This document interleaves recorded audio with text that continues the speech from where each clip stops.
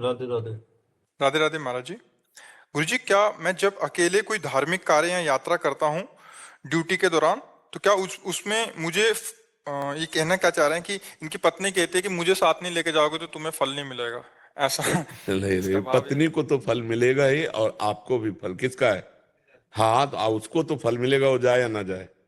अगर वो साथ लिवा जाते हो तो बहुत बढ़िया बात है। अगर आपको छुट्टी मिले हो, आप किसी तीर्थ यात्रा या कहीं जाए, तो हम प्रार्थना करते हैं आप उसको जरूर ले जाइए। फलवल की बात के लिए नहीं, वो आपकी अर्धांगिनी है, वैसे ही आपसे दूर रहती है।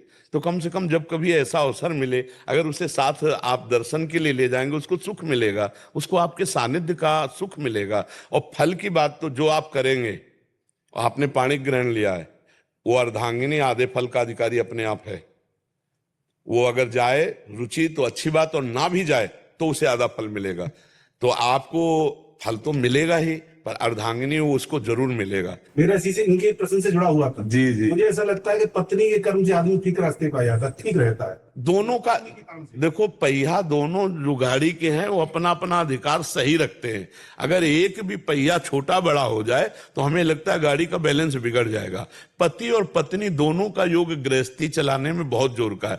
कभी कभी ऐसा होता है कि पति की स्वाभाविक प्रवृत्तियां सांसारिक होती है, पत्नी भक्तिमान होती है, तो उसके प्रभाव से पति सुधर जाता है। कभी कभी ऐसा होता है पत्नी की प्रवृत्तियां सांसारिक होती है, पति भक्त होता है, तो उसके स्वभाव से सुधर जाता है। दोनों एक दूसरे के पूरक हैं। ऐसा कभी नहीं पाया गया कि एक ही दूसरे की पूरक हुई, दूसरा एक की पूरक नहीं हुआ, ऐसा नहीं है। दोनों एक दूसरे के पूरक है।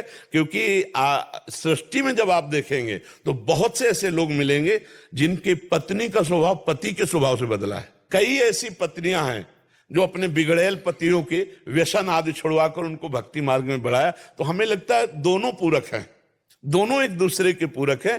कहीं एक से दूसरा पूरक है तो कहीं दूसरे से एक पूरक है। दोनों एक दूसरे के पूरक है। और हम भगवान से ही प्रार्थना करते हैं कि दोनों सद्बुद्धिवान बने, तभी गृहस्थी बहुत सुंदर चलेगी। अगर दोनों का अलग अलग मार्ग, अपनी अपनी रुचि और अपनी अपनी वासना के खेल रहे, जो आज शुरुआत हो रही है, वो बहुत हानिकारक है, गृहस्थी के लिए बहुत हानिकारक है। अब पति अपनी पसंद और पत्नी अपनी पसंद, वो गृहस्थी किस काम की? दोनों की धीरे धीरे पसंद मिले, दोनों एक प्राण, एक स्वभाव, एक मन वाले बने, तो गृहस्थी धर्मयुक्त होकर भगवान जैसे गृहस्थों में प्रकट हुए, भक्त जैसे बड़े बड़े परमहंस गृहस्थों में प्रकट हुए।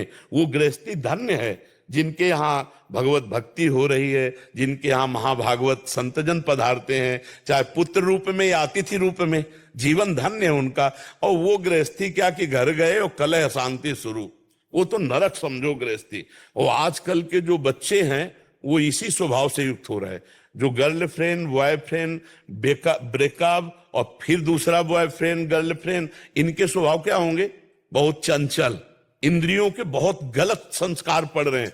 ऐसे ही अलग अलग ये गंदे विचार करने वाली प्रवृत्ति पति पत्नी में आसक्ति नहीं हो पाएगी, उनका जीवन बड़ा खतरनाक होगा। तो इसलिए हमें लगता है हमारी समाज में ये जो बाहरी दोष आ गए हैं, बाहर के विलासिता के, ये लिव इन रिलेशन, ये जैसे बहुत गंदे आचरण वाली बातें हैं।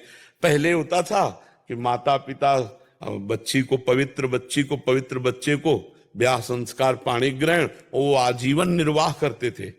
एक दूसरे की कमियों को समाहित करके, सहन करके आजीवन निर्वाह करते थे। यहाँ तो लव मैरिज होता है, अगले महीने में या साल में वो हो गया डिवोर्स। हाँ, वो कहते हैं प्रेम विवाह।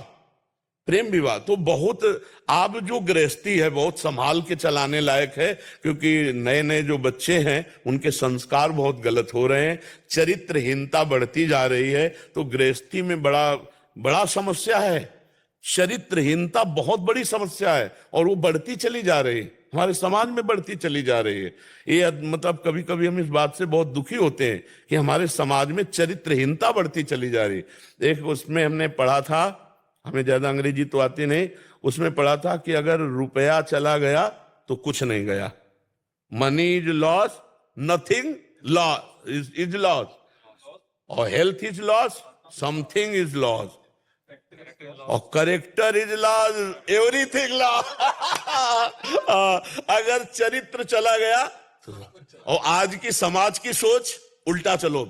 आज प्रधानता रुपए की है, चरित्र की नहीं रह गई है, रुपए की प्रधानता है। इसीलिए हमारे जो पवित्र आचरण हो, ये जो आज नए बच्चों में बिगड़ेलपन आ रहा है वो इसी से आ रहा है। हमें भगवान से प्रार्थना और समाज से प्रार्थना है कि माता पिता सुधरें, अपने बच्चों को सुधारें, क्योंकि ये किसी की गृहस्थी बनेंगे जाके, ये हमारे भारत के भविष्य हैं। इन्हीं से संतानें होंगी जो हमारे देश के रक्षक बनेंगे। तो बहुत पवित्र भाव हो, बहुत जीवन पवित्र हो तो पूरा आनंद में जीवन जाता है। गृहस्थी में बड़ा आनंद में जीवन जाता है। कुछ भगवान का नाम जप कर लिया, आतिथ्य सेवा कर ली, संत महात्माओं की सेवा कर ली, साल 6 महीना में तीर्थ याटन कर लिया, और पवित्र परिवार, 2-4 बच्चे हैं, परिवार का पोषण, राष्ट्र का पोषण करने के लिए उनको पढ़ा लिखा कर उनके कार्य में नियुक्त कर दिया, और आखिरी जीवन भजन करके भगवान को प्राप्त हुई। गृहस्थी बहुत बढ़िया जीवन।